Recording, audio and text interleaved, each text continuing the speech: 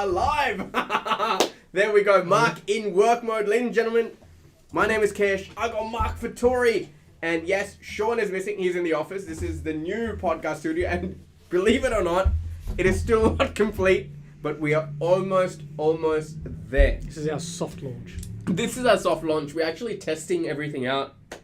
Producer Ryan has got some complex stuff lined up. I wish you could see producer Ryan. He's stressing out. He's absolutely stressing out.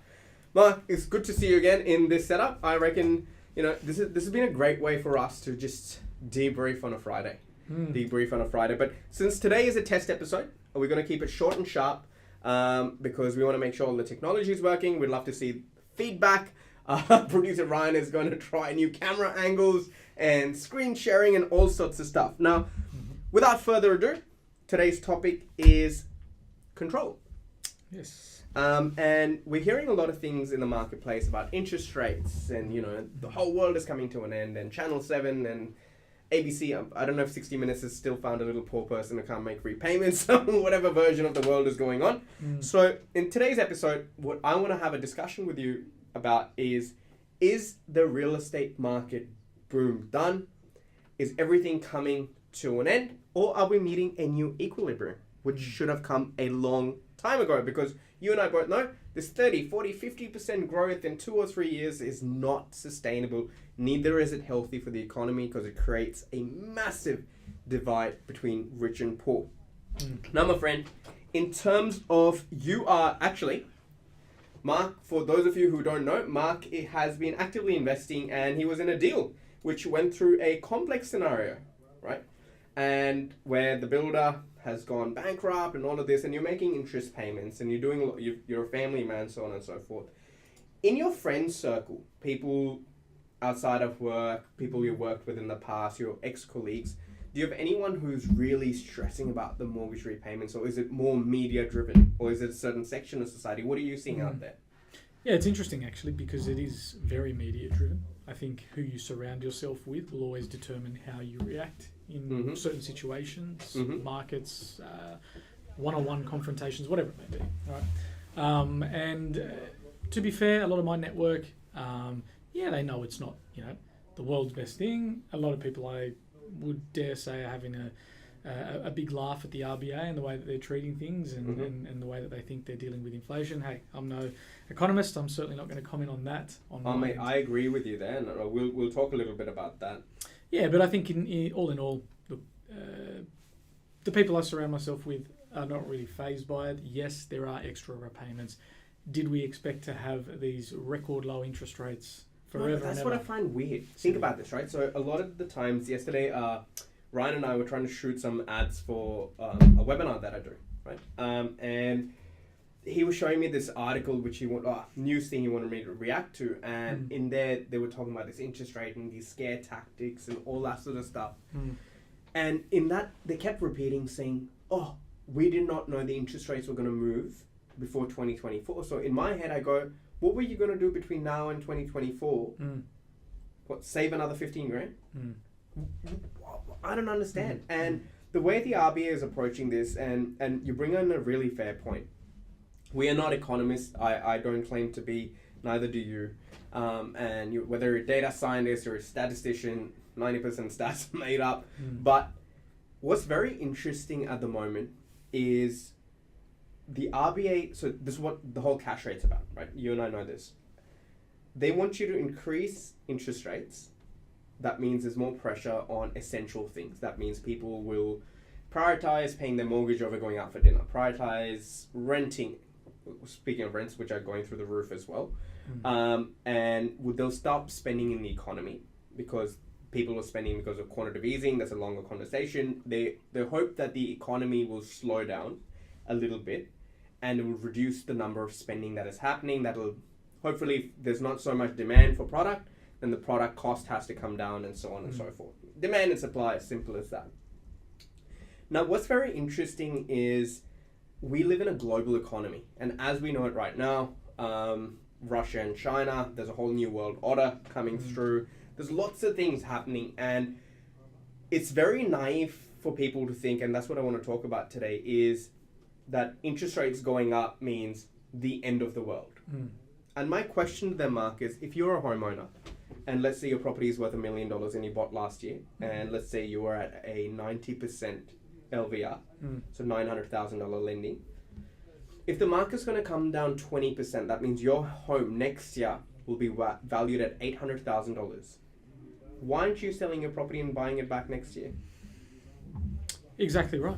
And that's a question I think we always ask people. You know, even the simple question. We've talked about this time and time again, especially in the last 2-3 months now. Is we'll always ask a question when someone comes to us with the interest rate issue and it's going to be a bad time to buy. And we say, okay, well, let's draw the scenario for you, as in Mr. and Mrs. Client. Let's call them. Yep. We've got a property today. It's worth $1 million. Yep. Or that's what they believe the market value of that property is. Yep. They've got a debt of $500,000. Okay, well, if there's going to be a bit of mortgage stress on you, which some people will go through, absolutely. How about we pay you $600,000, clear your debt, give you $100,000 of profit to walk away and do what you want with it, and I get an asset for $600,000. And we ask the question, will you sell? And they're like, well, of course not, because I know the property's worth $1 million. And we say, well, imagine how many people like yourself are thinking the same way. Do you agree? And we look at a lot of numbers every day. And again, I'm not creating gross generalization here, but look, the average house price in Sydney today, and I can speak for Sydney, was about, $1.4 million, right? And from my understanding, to be able to buy a property like this, you would need a minimum about, if you went in 12% deposit, LMI stamp duty, let's just say between $230 to $250 as a deposit, and to be able to borrow $1.4 million, and again, gross generalization here, you need a household income of over $230,000. That'll give you the buying power, right?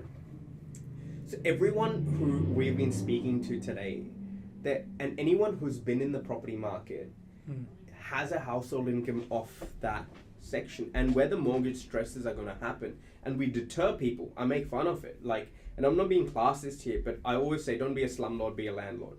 We always talk about middle ring aspirational suburbs, where there's a upper middle class that has a decent household income, usually have a high level of qualification. In Australia, because we don't have a large amount of manufacturing, work in the service industry. And mate, you know this better than I do. You speak to a lot of people. What sort of household incomes have been buying in the past few years? And you've shown me numbers of $8,000 a month savings. People are saving $6,000 and $8,000 a month. So this entire this media, and I'm not saying it's not going to happen. There are 15,000 suburbs in Australia, right? And you got to understand, money is smart. On the flip side, well, you covered this in the state of the market. Is it 10, 12% where rents have gone up? Every time they go at 0.5, there's about 6 to 7% increase in rents. And in, was it today or yesterday? CBA announced, which is one of the, CBA does it, all the other four does. I think from 8th of August, term deposit, 18 months, they're going to start giving you 3% interest, which I still think is a joke. You're better off leveraging and going into real estate, not from bias, from common sense. But there's an equilibrium coming into the marketplace. Equilibrium coming into the marketplace, and I do not see the people who bought these 1.1, and 100%, there's always people who are doing it tough. And, but I don't see a massive crash. I don't see people just throwing in their properties. And who's to lose? The banks. The banks are publicly listed. So imagine you bought that $1 million property. The mortgage is $900,000. Now say the value of the property is $800, you owe $900. What's the bank going to do about it? And why will they let it happen? And so many times you and I have done the valuation thing. Actually, you know what? You should explain how valuations work to people and how banks actually use that as a tool to actually sell you money, because that's what the banks do, right? And coming through a new financial year, what are banks about? Profits. And where are banks going to show profits? Yeah, look, I can give you an example actually, and this is more from a commercial perspective. Yeah, absolutely. So it's a little bit different to your average mum and dad type of taking out a loan and working in with a standard bank panel valuer, let's call them. anyway, this specific valuation team that we worked with, this was a few years back, they were valuing a property which was located in the Central Coast. Water views, just on the other side of the northern beaches. Beautiful location, really, really nice. Now, valuers are there to give give the banks confidence in saying that we believe that market value is X, right? And that's how it should be. Now, we were in a market at the time which was good, or was starting to pick up at the time, a few years back. And it was an interesting time because when you look at development finance, majority of the time, if you are doing a construction loan, you will require a valuation report and you will require a quantity surveyor's report. Yep. Okay. In order for the banks to know what each drawdown should look like, and obviously to be there to be the guard for the bank to say, yep, I can see that X, Y, Z of this property has been built. Yep. So yes, Mr. Bank, you can now give them the next $500,000 or whatever it may be. For the progress of the project. Yep. Progress, correct. And it was super interesting. When you do a valuation for a development site, the valuers conduct a whole feasibility model. Okay, so they don't just say, okay, the land value is this, and with the house on it. So when you say feasibility model, so tomorrow if I'm building 50 townhouses, for example, you're saying to me that this valuer, quantitative surveyor, is not only looking at site construction costs, but he's also factoring in what this person could resell it for. What is the profit margins, and does this deal stack up? Is that correct? Correct. Yes, okay. Yep, correct. Now, most banks, when it comes to development finance, we're going to get complicated, and I don't want to go too complicated. No, but it's good for people to understand. This is more, as I say to a lot of my clients, the commercial understanding and applying that to mum and dad investing. But long story short is when they look at that, a financier does not want to loan money to someone who's going to make, on paper, let's say, less than 10%. In most cases, most usually builders it's 15. Can't get an insurance if there's not a 20% margin. Because whatever you see on paper, you can at least take off a good 5% on the proper completion of the build. Because there's always going to be a problem that arises, always. Now, looking at this valuation, it was an interesting one. It's relevant in my eyes here because the value of the property, and these valuers were hard too. They were not easygoing guys, and they would come in, to the dollar. Or they would come in under. Values are usually hard because they're historians. Correct. But this first valuation came in and it was quite surprising. So at the time, this was actually an incomplete project. Right. So they had started it, ran out a bit of money, needed a construction facility. None of the banks were going to do it, so they went to the route of getting a non-bank loan, which was more of an asset-backed lend as opposed to a servicing lend. Yeah. Okay. Yeah. So they ended up coming there, having a look. It worked on paper. The valuation came in at the time, I don't know, as an incomplete property at $1.4 million, I think, from memory. Well, I think it was 1.8. Let's just call it 1.8. And on completion, this property would have been worth, it was only a single dwelling, mind you, it would have been worth $3.4 million on completion. Oh, wow. All right? Wow. Anyway, long story short, valuations last for about 3 months. Right, I'm pretty sure it's the same in the banking space as well. Yep. But majority of the time, if you go to a different bank, you're going to need to get a new valuation done because they get assigned to each bank. We always tell clients, best practice is to get 3 valuations on the same property because I've seen a $100,000 variation on the same property. But again, there's a different CBA and ANZ will use a certain different amount of panel valuers. Yes. Right, or a non-bank behind them. Right. Yep. Anyway, long story short. The valuer needed to go back out there again because they never executed on the loan at the time and they extended it and just trying to piece together the puzzle a bit more before they fully committed. And the value of the property then, again, according to these same valuers, because they needed to do a whole new report, and again, they call this a long form report, which gives you extreme detail on what the land value would be with the dwelling, without the dwelling, things like that, what the dirt's valued at. It's very, very complex. And, certain valuers apparently don't have the right reporting for certain financiers. It's super complex in the commercial world. Now, the valuation ended up coming back at $2.2 million. This was 3 months later or 4 months later. $2.2 million for the value of the land as is. They call it an as-is valuation. Yep. And as if complete, should the dwelling be completed, again, according to the feasibility, ended up being $3.9 million. Wow. Right? So from 3.6 to 3.9, 3 months. Now, these guys were basically servicing, I believe at the time they were servicing a CBA loan, and the CBA loan was just sitting there on a site doing nothing. So they were servicing just with no income coming from it, and they were renting somewhere else because it was going to be the home that they were going to live in. Yeah. Anyway, long story short, This guy literally living beyond his means. Yeah, correct. And that was super surprised and saying, wow, we didn't think it was going to be that much, and it ended up coming in really, really good for them. But I guess what I'm trying to come at here is to say that valuers are meant to be hard and represent the bank. Same with the quantity surveyors.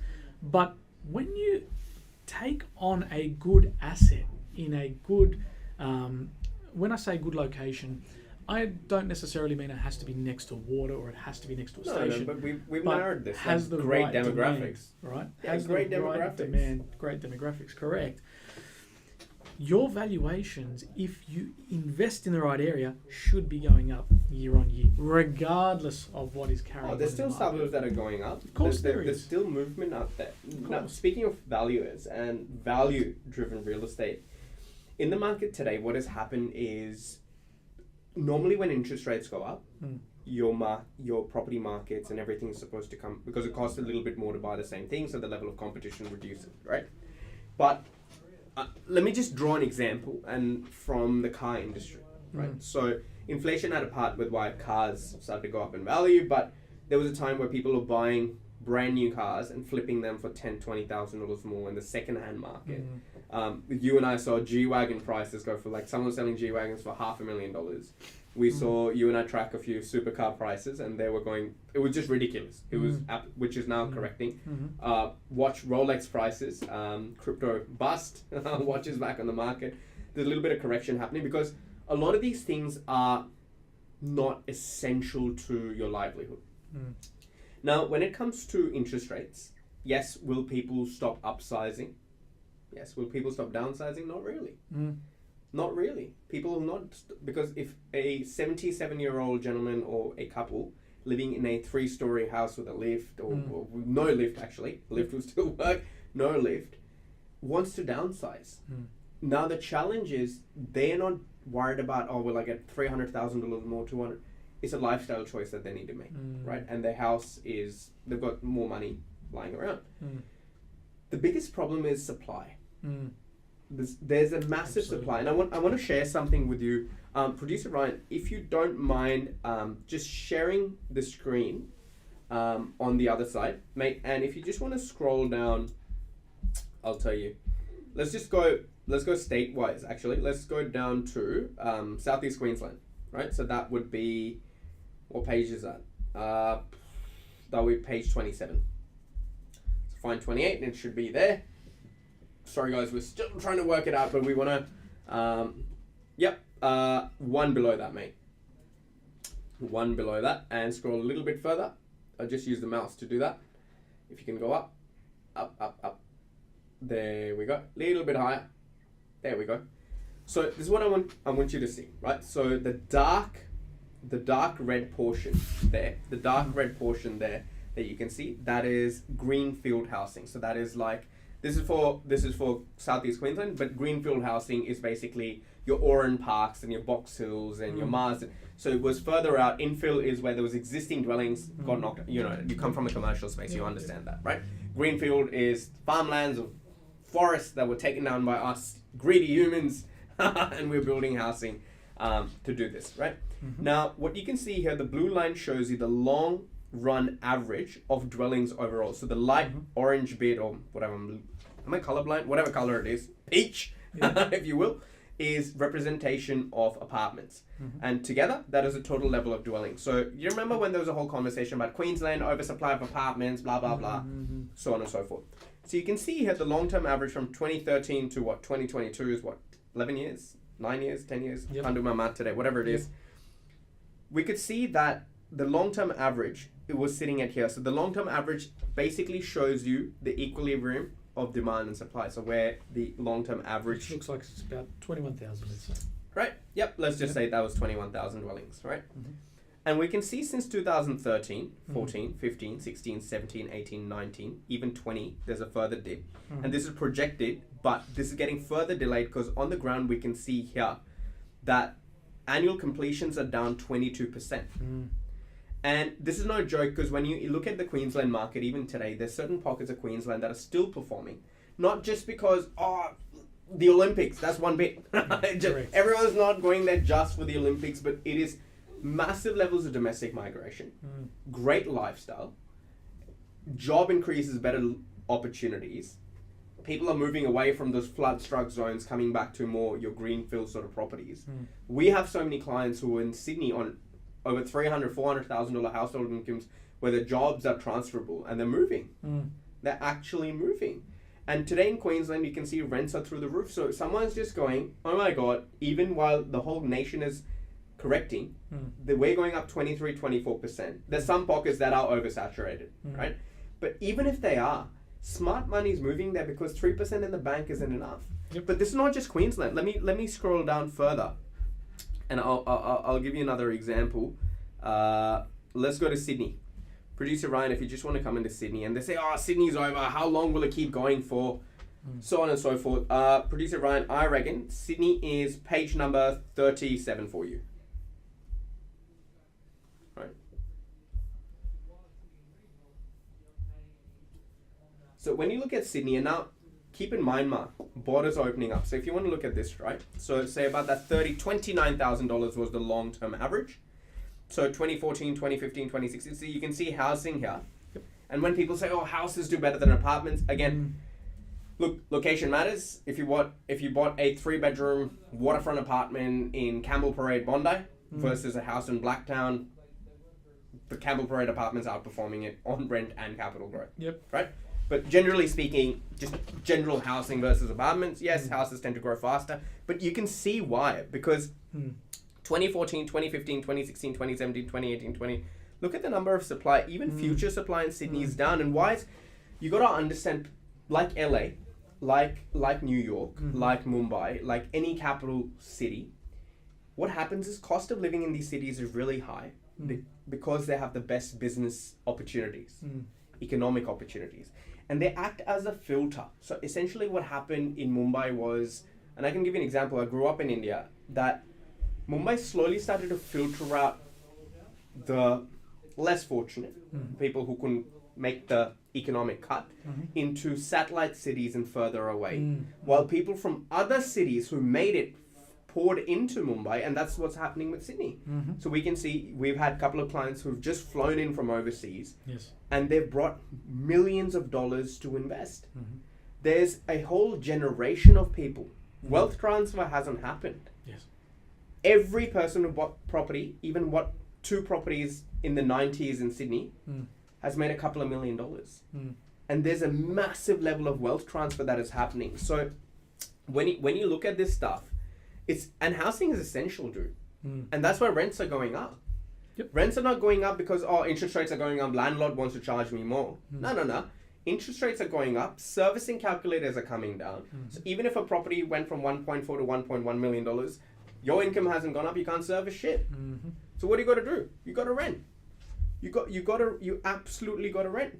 So who do you think is going to suffer in this marketplace? What is your opinion on that? Look, I think great question, and I think I was talking about it today to another investor. Markets work in different cycles from a let's call it a B to B level. Okay, B to B level, so business to business level. Now, why I say that is because we see that markets go through a strong trend of redevelopment and then a strong trend of invest and basically sit on your money. Now, what we're going through now is a massive trend of finding, let's say, a development site as an example and holding it, because now is not the right time to build, according to a majority of developers. And that's another issue you flagged, where builders are going bust because of material costs, and these reports have not even factored this in as yet. Correct. Because reports are in hindsight. Exactly. Exactly. That's a fair point. I think it's going to be very interesting to see over the next, let's say, 2 years. Usually it's a 2-year cycle, okay? But I personally believe it's going to go either 2 ways, either longer or shorter. And the reason why I say that is because we seem to bounce back, at least in this nation, quite quickly when we're in a financial turmoil, let's call it. But people aren't talking about the wealth divide the last boomers created, right? That's right. And there are a lot of people that are there. I can give you examples of family members who bought their properties for 800 and 850, and they've paid them off, and they bought another one and they paid it off because the rent was covering it. And this was like mum and dad, dude. So this was the old school concept. Buy my house. This is 16-17% interest rates, right? Mum and dad working their asses off, not getting mad cars and international holidays and going on, like, you know, wasn't that culture didn't exist. You live within your means. They pay off their home. They go, right, we're buying another one. Not equity, cash. And then the rent's paying that, so they don't care about, they don't understand, oh, I'm going to build a portfolio. And they go, right, our mortgage money, let's pour it in there.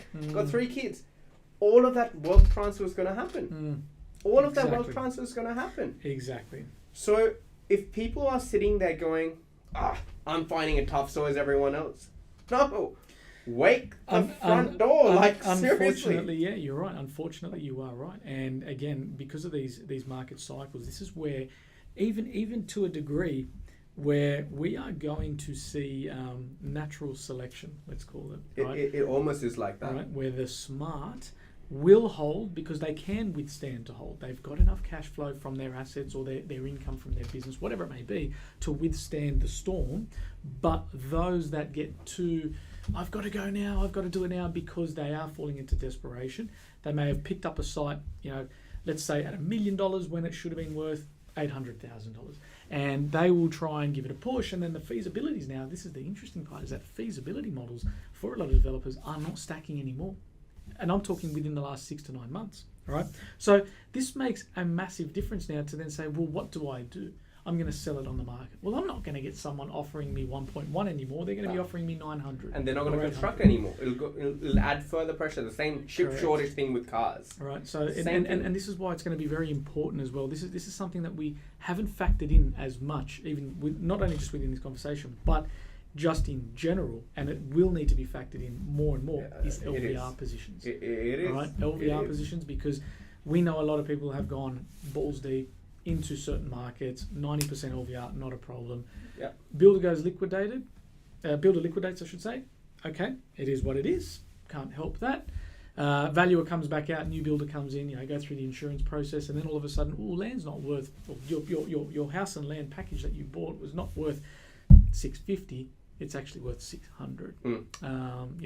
And that's where, this is what we teach people as well here, is to say, guys, go online, have a look what's out there. When you work with a team like us, if we are looking at new property as an example, we're looking at something that we know as a worst case scenario, should the market shit itself, right? This is what it's going to look like. It's still going to be valued at what it is, because we're getting you true market value. We're not getting you inflated price points. No. I'll give you a very good example before we wrap up today's episode, and it's a success story. So one of your clients, Pavan from Melbourne, actually. Beautiful, beautiful couple. Default investors, let me call them. So bought their first home, and up the road was a nicer home. So flipped the first home to an investment, upgraded to the nicer home, as some people do. Beautiful people, young children, middle school, let's just say. And we were having a conversation, and so these are 2 properties in Melbourne, great suburbs. They've gone up 40% in the last 10 years, actually more than 40% in the last 10 years. And the owner-occupier, obviously interest rates have gone up, and the other one is only yielding 2%, less than 2%. I'm rounding it up, right? And rents are catching up now, but it's always a lagging factor. Absolutely. It takes a little bit of time. It's not like the share market where it happens instantly. And they're going, what do? We want to keep moving forward. Yep. And which is a great thing, because again, they understand this is a long-term thing. And I did a strategy for them, and without going into too much into it. So we have identified an opportunity for them. Yep. Where it's going to be a $670, $690 purchase, $850 a week rent, depreciation through the roof. So basically, they are about a couple of grand short, like I think $5,000 or $6,000 short on the other one, because the debt's a little bit lower. But let's just say the couple of grand short, and this one's going to be about $8,500 positive cash flow. So now their overall portfolio yield has gone from 2% to 4%, if not better. I'm being very conservative, Yeah, of course, yeah. And this is what smart money is doing. So smart money wants to keep moving forward. Yes. Again, I rather get 3% on $1 million. So if I give my 100, borrow 900, and grow that at 3%, as long as someone else pays my either the AT or the tenant pays for it. And smart money is going to find a solution, because we've seen what's happened with people's supers. 100%. right? And what in Australia has done really well has been the real estate market. Is this the time to buy? Is this the time to sell? Is this the time to hold? That's up to you. I'll leave that to the audience. But for myself, and I know a lot of people, in fact, the owner of this building, Sean covered that in one of our previous episodes. Through the low interest rates, he goes, nah, don't want to buy now. And he owns this building, must be worth $70 million, right? It's, I don't know, approved for, 30 floors, 26 floors, whatever it is. A million floors to the million. Yeah, whatever it is. And this guy is old school and he goes, now will be the market equilibrium. And this is when I'm going to jump in the market. Absolutely. And this is when you do find those opportunities where, even with the existing market properties, right? A lot of people come about renovations. They watch the block and they think they're going to be fully sick and they're going to come here and their cousin's going to do up the roof and it'll be a weekend job. Next thing you know, Bunnings doesn't deliver. No parts, your kids got sick, you couldn't finish the job, right? Long story short, this is a market, if you really know what you're doing, this is a very good time to upsize, because if your $1 million home has gone back 20%, argument's sake, to $800,000, imagine what has happened to a $2.5 million home. So the amount of deduction on that, if that happens. Correct. Yeah. So why aren't you in a position right now, doing an equity lock, getting yourself in a position to start shopping, because there would be people out there who have overcapitalized. And you can take their hard work for pennies on the dollar. And again, I have my reasons and facts, as I showed you, to believe that the next boom, according to me, or the next growth spurt, according to me, is going to be sooner rather than later.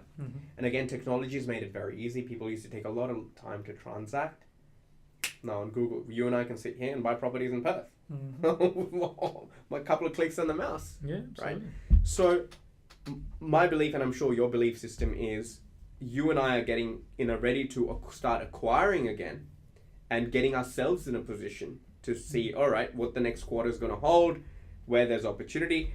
I still believe that good suburbs where people have bought 2 years ago, mate, if your house has gone up 40% in 2 years and it corrects by 10, you're still 30% up. And if you bought last year, don't panic, hold it, it'll be okay. There's not enough houses for people. Yeah, correct. Houses, apartments, anything, period. Period. And as smart money does, things are moving around. And like you and I know, we have evidence of now, we've never had this before, people have literally landed and they're bringing in money. People moving in from the US, from Dubai, from Singapore, from all parts of the world, from the UK, that are moving into this beautiful country because, we've done really, really well. So in conclusion, Mark, do you think it's time for us to panic? By panic, if you mean go out and buy as much as you can and panic buy, yes, absolutely. And look, I say that, in jest, but in all seriousness, I don't think it's time to panic. I think it's time to certainly look at your figures. I think that's an important one. It's easy to say buy, or it's easy to say, don't buy. That's very good. Look at your own personal figures. Look at your figures, right? Understand that, all right, the cost of living has gone up, let's say, slightly, significantly for some people, whatever it may be. But just understand, and then speak to a professional and say, hey, I still want to get into the market. I know it's a valuable asset to hold on to, whatever it may be. This is where I am right now. This is where I want to be financially in the next 10, 15, 20 years' time, however long it may be. And get that guidance as well. Because at the end of the day, I've said it over the last 2 months, especially to yourself, the last 10 years we've seen these memes, these comments from Warren Buffett fans all across the world, buy, I said it last week when we had a couple of drinks as well, but I did say, buy when others are running and run when others are buying, right? And, we really need to see now who stays true. I love how you paraphrase that. But I had to think about that, right? But it's the truth, right? Don't panic, but just assess your position. If you can, get in, because now's the time. And again, if you guys are really interested, I'm happy to do a live workshop on a live cash flow analysis for what property numbers really look like and what is a worst case scenario that we do for our internal clients, of course. And you will soon realize that there is actually no reason to panic, because in line of interest rates going up, rents are going up, which hopefully what they're hoping and God bless the RBA to curb expenses and curb cost of living, and curb cost of living because people stop spending. So they're trying to shrink the economy a little bit because they printed money, quantitative easing. But again, these businesses that have just about recovered from COVID, the government doesn't want to curb them completely because on one side they're like, go back to the city, go to the pub, Fridays, blah, blah, blah, because these guys, poor guys, ate shit through COVID. Yep. And now they printed money, quantitative easing, the economy took off, and there was job keepers and job seekers and so on and so forth, lowest unemployment rate ever.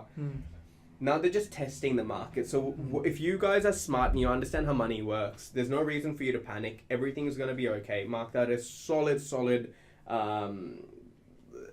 suggestion where, look at your own numbers. I've redone my number, like default, I've always bought property at 5.5% interest only payments in my mind, right? And look at the repayments, because my entire portfolio, the goal for me is always to be at least worst case cash flow neutral.